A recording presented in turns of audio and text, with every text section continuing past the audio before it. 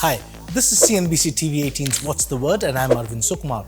Today we're going to look at two words, maiden and debut.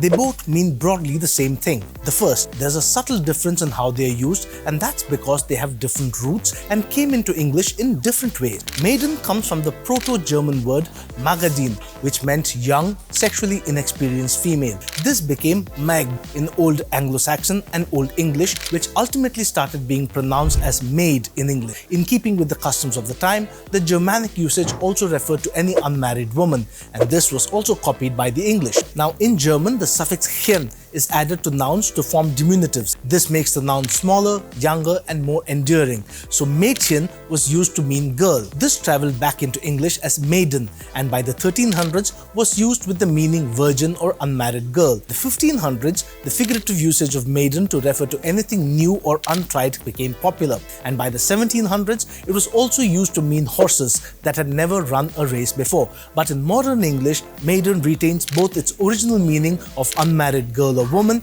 and its figurative usage of new and untried. And so we get sentences like, the Titanic sank on its maiden voyage, maiden meaning the Titanic sank on its first voyage, or Susan was a maiden when she met Adam, meaning Susan was unmarried at the time of the meeting. Now the word debut also has Germanic roots. Butte was the old word for stump or block of wood, presumably used to mark a boundary or a post. It was adopted into sports usage to mean a goal, a target in archery, or a starting point. This was then adopted into French, where the prefix de was added. De means of or from, and so we get debut with the French pronunciation thrown in. The verb form of this is débuter, meaning to make a beginning. It's also used in sports. In billiards, it means to make the first stroke. In Middle French, it was also used to refer to anyone who would play first. The usage evolved, and through the centuries, debut began to be used in social settings to refer to anyone making a start in society. So débutante became a young girl entering society,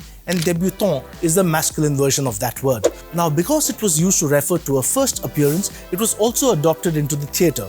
It meant a person's first appearance or performance in a particular capacity or role. From there, it began to be used in almost all walks of life. So to recap, maiden is the first time something happens or takes place, and debut is when a person does something for the first time. Now in cricket, the word maiden is used to denote an over where no runs have been scored or conceded. It just means that the over was untouched and the score remains unchanged. So the original meaning of virgin is somewhat retained in this usage.